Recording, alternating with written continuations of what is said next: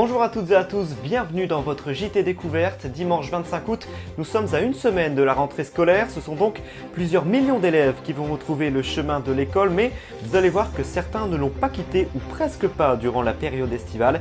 Il s'agit des élèves les plus en difficulté. Gros plan dans ce journal sur une belle initiative d'une association.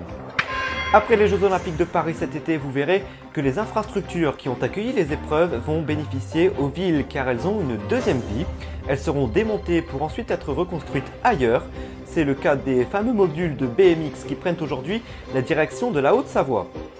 Enfin, le week-end dernier, vous avez pu apercevoir des aurores boréales en France. On partira dans les Cévennes où un photographe heureux a réussi à les prendre en photo.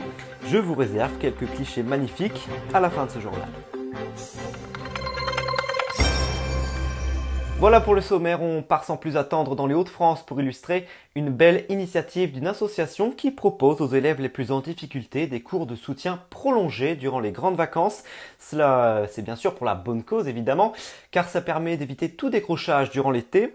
SOS Devoirs, c'est le nom de l'association qui a même permis à certains élèves de ne pas redoubler l'année prochaine. À Noyon dans l'Oise, Naïm Modiol et Mathieu Maillet. Un petit peu plus comme ça, sinon c'est bien. Cet été encore, pour Mohamed, les après-midi au parc sont remplacés par les dictées. Qu'est-ce que tu viens faire ici pendant les vacances? Travailler et lire. Comme lui, ils sont une dizaine à se remettre au niveau au sein d'SOS Devoirs, une association de soutien scolaire pour enfants en difficulté. Il parle le français qu'avec nous et à l'école, donc c'est vraiment un gros problème, c'est le vocabulaire. On a le cas de Mohamed, où on lui avait dit de redoubler le CP, et puis à force de travail ici, et puis un petit peu de cours particuliers, il ne redouble pas, il passe au CE1 et puis il est au niveau, quoi.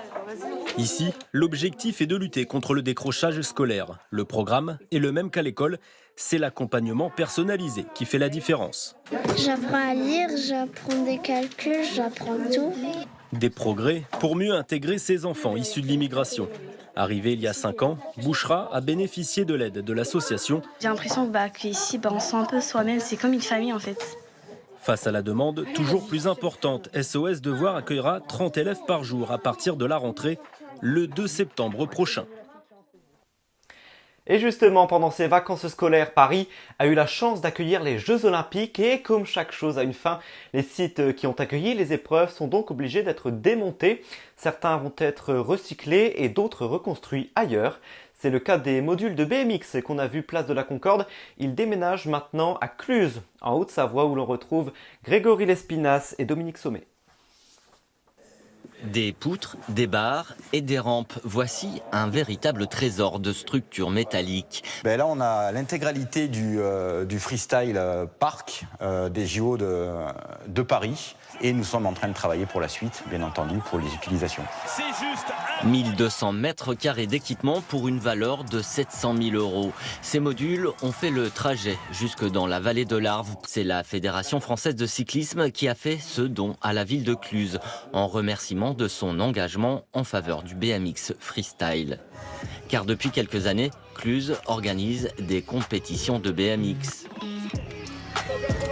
Et comme les mondiaux de cyclisme se tiendront en Haute-Savoie en 2027, grâce à cet équipement, Cluses espère être désignée ville hôte des épreuves de BMX. Le but, ça serait de créer une structure pérenne et par la suite aussi créer une école et un club et pouvoir dynamiser le BMX freestyle en Haute-Savoie. Reste à trouver une surface suffisamment grande pour créer un parcours en intérieur. Allez, on quitte la Haute-Savoie pour les Cévennes où, comme un peu partout en France, vous avez pu apercevoir des aurores boréales le week-end dernier. Alors, des aurores boréales dans les Cévennes, c'est assez rare, mais ce qui est encore plus rare, c'est qu'un photographe a réussi à les prendre en photo, des clichés exceptionnels qui en font rêver plus d'un. Anna Perron est allée sur place rencontrer l'auteur très chanceux de ces magnifiques photos. Regardez. La nuit des étoiles, rendez-vous incontournable pour observer le ciel. Certains ne font que regarder, d'autres parviennent à l'immortaliser. En témoigne cette série de photos prises en Lozère depuis le mont Égual.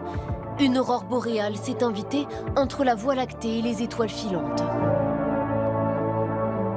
C'est vraiment un coup de chance. Il y a Des fois, on est, l'étoile filante, on ne peut pas contrôler, l'aurore boréale, on ne peut pas contrôler. C'est des moments magiques, on ne peut pas l'expliquer. C'est le hasard qui nous tombe dessus. Pour capturer ces moments, il faut fuir la pollution lumineuse et avoir un bon appareil. On peut le faire avec un téléphone en mode pause longue, mais c'est sûr que le résultat n'est pas aussi bien qu'un appareil photo. Avec un appareil photo, on pose sur un trépied, on règle les ISO assez haut, dans les 3200, un temps de pause entre 20 et 30 secondes, un grand angle qui permet d'avoir un champ très vaste. Et là, on a des photos qui sont magnifiques. Libre à vous d'écouter ces conseils. Les étoiles seront bien visibles jusqu'à la fin du mois d'août.